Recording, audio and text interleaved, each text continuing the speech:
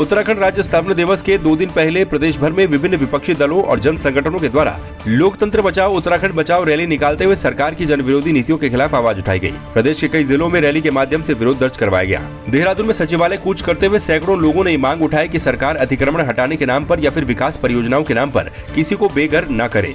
साथ ही हर परिवार को राशन देने, भ्रष्टाचार पर रोक लगाने जैसी मांगों को लेकर अपर सिटी मजिस्ट्रेट को मुख्यमंत्री के नाम ज्ञापन भी सौंपा गया।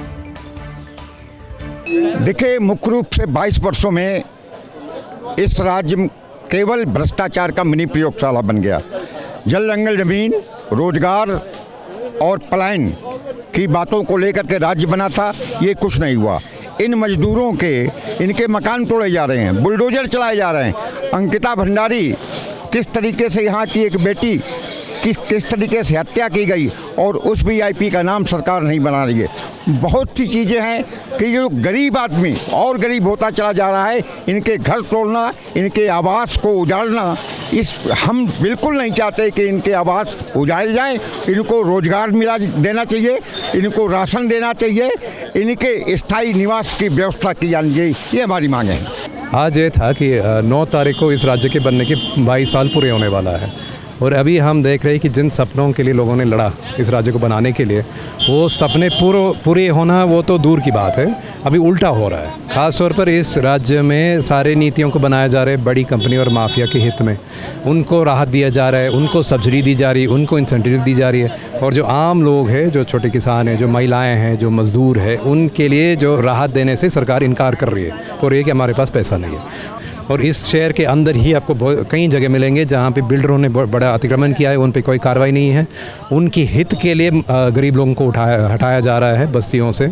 ऐसे ही स्थिति भी है ग्रामीण इलाकों में। तो कुल मिलाकर आज सिर्फ यहाँ पे देहरादून में नहीं, प्रदेश भर में आंदोलन हो रहा है। कम से कम 10 शहर में आज धरना प्रदर्शन इस प्रकार के कार्यक्रम हो रहे हैं और ये हम ये बोल रहे हैं कि 22 साल बाद अभी समय आ गया इस राज्य को जनहित रूप से चलाया जाए, इस रूप में बड़ी कॉरपोरेट के हित में ना चलाया जाए।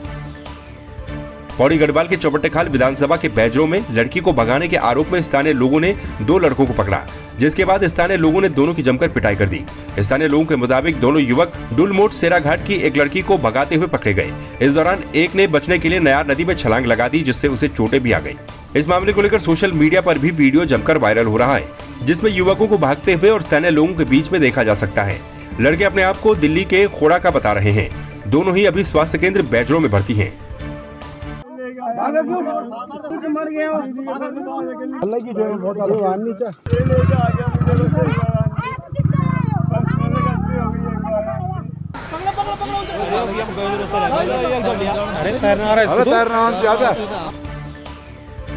उत्तराखंड के मुख्यमंत्री पुष्कर सिंह धामी के द्वारा सभी विधायकों से अपने क्षेत्र के 10 प्रमुख विकास कार्यों की सूची मांगी गई है, जिसके बाद पिथौरागढ़ के विधायक मयूख सिंह महर ने भी 10 कार्यों की सूची मुख्यमंत्री को भेजी। कांग्रेस कार्यालय में प्रेस वार्ता करते हुए उन्होंने सभी 10 कामों को गिनाते हुए मीडिया के सामने रखा। उन्होंने पुल, सड़क निर्माण के साथ ही स्टेडियम, रोपवे और लॉ कॉलेज के निर्माण को कामों की सूची में जगह दी है।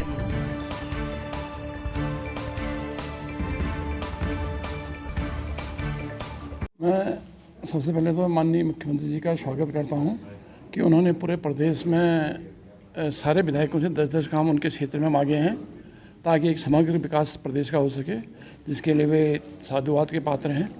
जैसा कि मैंने अपने विधानसभा सहित पिथौरागढ़ के जो योजनाएं मांगी हैं, उनमें कुछ रोडें हैं, पेयजल योजनाएं हैं, पर्यटन के लिए रोपवे का मांग है, शिक्षा के क्षेत्र में लॉ कॉलेज की मांग है और स्वास्थ्य के क्षेत्र में पीएचसी सेंटर की मांग है।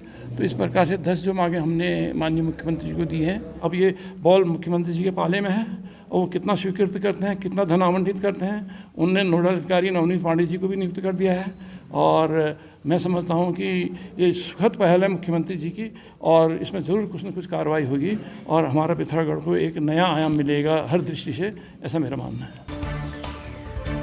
गिरीश जोशी को बीजेपी ने पिथौरागढ़ जिले का अध्यक्ष बनाया है। सोमवार को पिथौरागढ़ पहुंचने पर पार्टी कार्यकर्ताओं ने उनका जोरदार स्वागत किया। पार्टी कार्यकर्ताओं ने एचोली से पार्टी कार्यालय तक बाइक रैली निकालते हुए छोलिया नृत्य भी पेश किए। इस दौरान उन्होंने जिला अध्यक्ष बनने पर पार्टी का आभार जताया और सभी के साथ मिलजुल कर काम करने की बात कही। प्रदेश नेतृत्व का बहुत बहुत आभार व्यक्त करता हूं कि उन्होंने मेरे को ये दायित्व दिया है और मैं सभी का प्रदेश नेतृत्व की उम्मीदों में खरा उतरने की पूरी कोशिश करूंगा और अपने इस संगठन के सभी कार्यकर्ताओं को साथ में लेकर पार्टी को आगे बढ़ाऊंगा। बागेश्वर जिले के नए पुलिस अधीक्षक हिमांशु कुमार वर्मा ने कप्तान के तौर पर कमान संभाल ली है। पुलिस अधीक्षक कार्यालय में वार्ता के दौरान उन्होंने कहा कि नशे के सौदागरों पर नकेल कसी जाएगी। उन्होंने कहा कि जिले में यातायात व्यवस्था और पुलिसिंग पहले से और बेहतर बनाई जाएगी। उन्होंने जनता से भी सहयोग की अपील की। देखिए, मेरी प्राथमिकता रहेगी कि जो महिला संबंधी या जो बाल संबंधी जो हमारे क्राइम होते हैं, जैसे यहाँ पे पहाड़ों में आपने देखा होगा कि कुछ महिला संबंधी जैसे महिलाएं के साथ या तो कहीं पे कुछ अगर मान लीजिए किडनैपिंग हो गया या भागना हो गया, उस तरीके की जो चीजें हैं, तो वो चीज़ों पे मेरी प्राथमिकता रहेगी कि जो महिलाएं हैं वो यहाँ पे सुरक्षित रहें, कोई छेड़छाड़ या किसी भी तरीके की बदतमीजी उस टाइप की ना हो। दूसरा जो है, जैसे कि हमारे माननीय मुख्यमंत्री जी ने मुहिम भी छेड़ी है नशे के खिलाफ, ड्रग्स के खिलाफ, तो उस चीज़ को ध्यान में रखते हुए यहाँ पे जो है उस चीज़ को प्राथमिकता पे देखा जाएगा।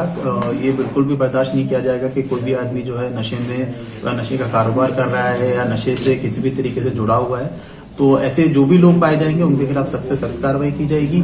और सिर्फ कार्रवाई में उनको सिर्फ पकड़ना ही नहीं बल्कि विवेचना पूर्ण करने तक और उनको सजा दिलाने तक वो पूरी प्रक्रिया में जो है पुलिस का अच्छे से मतलब उसको किया जाएगा। कप्तान राम प्रसाद नौटियाल स्मृति समिति ने लैंसडाउन का नाम बदले जाने का विरोध किया। समिति के सदस्यों का कहना है कि यदि सरकार नाम बदलना चाहती है तो लैंसडाउन का नाम शेर गढ़वाल कप्तान राम प्रसाद नौटियाल के नाम पर होना चाहिए। उत्तराखंड राज्य आंदोलनकारी और समिति के समन्वयक नंदकिशोर नौटियाल का कहना है कि 1942 के भारत छोड़ो आंदोलन में कप्तान राम प्रसाद नौटियाल की अहम भूमिका रही, लेकिन राज्य सरकार उन्हें नजरअंदाज करती आ रही है। हमारी मुख्य मांग ये है कि शेर गढ़वाल कप्तान राम प्रसाद नौटियाल उन्होंने लैंसडाउन क्रांति में का नेतृत्व किया और हज़ारों लोगों को जोड़ा और पूरा प्रयास ये था कि किस तरह से लैंसडाउन जो है वो देश की स्वतंत्रता संग्राम सेनानी कब्जे में आ जाए और उसको हम लैंसडाउन को स्वतंत्र घोषित कर दें, क्योंकि लैंसडाउन में ही लैंसडाउन वायसराय होते थे और वो बड़ी आबादी यहीं पर थी। उसके अलावा दुगड्डा में इनका ऑफिस हुआ करता था। तो इस वजह से मुख्य ये बात थी कि अगर यहाँ पर होता है तो पूरे उत्तराखंड में फैलेगा, पूरे देश में फैलेगा। तो ये उद्देश्य इनका था और इस उद्देश्य के तहत उन्होंने बहुत प्रयास किया और काफ़ी लोगों को जोड़ा। एक सैनिक विद्रोह का प्रयास हुआ था और हमारा इस समिति का कप्तान राम प्रसाद नौटियाल स्मृति समिति का ये उद्देश्य है कि अगर लैंसडाउन शहर का नाम बदला जाता है जिसका नाम कप्तान राम प्रसाद नौटियाल नगर होना चाहिए। कारगिल युद्ध में शहीद हुए टिहरी के दिनेश दत्त बहुगुणा के गांव खेमड़ा के लिए सरकार के द्वारा 2004 में स्वीकृत की गई सड़क का निर्माण कार्य पूरा न होने पर ग्रामीणों ने नाराजगी जताई है। शहीद के नाम पर सड़क न बन पाने की वजह बताते हुए ग्राम पंचायत प्रधान दीपिका चौहान ने कहा कि एक व्यक्ति के द्वारा सरकारी भूमि को अपनी भूमि बताकर विरोध किया जा रहा है, जिससे कि सड़क निर्माण का कार्य बाधित है। ग्राम प्रधान ने स्थानीय ग्रामीणों के साथ जिलाधिकारी कार्यालय पहुंचकर जिलाधिकारी डॉक्टर सौरभ गहरवार को ज्ञापन सौंपा। जिलाधिकारी ने आश्वस्त किया कि जल्द ही खेमड़ा गांव तक सड़क निर्माण के लिए प्रशासन की तरफ से हर संभव मदद की जाएगी। हमारी जो ये मुख्य हमारा उद्देश्य है खेमड़ा कुंडाली मोटर मार्ग जो कि कारगिल शहीद दिनेश दत्त बहुगुणा के नाम से 2004 से स्वीकृत है। एक परिवार के विभाजक की उनकी भूमि ना होने के कारण वो सरकारी भूमि में भी बाधा डाल रहे हैं। वह मात्र एक परिवार है जो कि गांव को रोड से वंचित कर रहा है कि मुख्यालय के इतने नज़दीक होने के बावजूद भी आज हमारी ग्राम पंचायत रोड के लिए इतने दहशत में है। कोई व्यक्ति अगर बुजुर्ग व्यक्ति बीमार होता है तो कोई अस्पताल तक पहुंचाने के लिए भी गांव में कोई नहीं है। हम लोगों को किस तरह की मुसीबतों से जूझना पड़ रहा है ये सरकार को देखना पड़ेगा और हमारी समस्याएं सुननी पड़ेंगी। हम लगातार 22 सालों से इस रोड के लिए संघर्ष कर रहे हैं, लेकिन शासन प्रशासन अभी भी सुध लेने को तैयार नहीं है। आज वर्ष 2004 से लगातार हम कई बार इसी मुद्दे को लेकर आते हैं कि गांव तक सड़क पहुंचनी चाहिए और राज्य स्थापना दिवस पे भी सम्मान मिलना चाहिए उनको कि उनके गांव तक रोड पहुंच जाए, कार्य शुरू हो जाए, प्रारंभ हो जाए।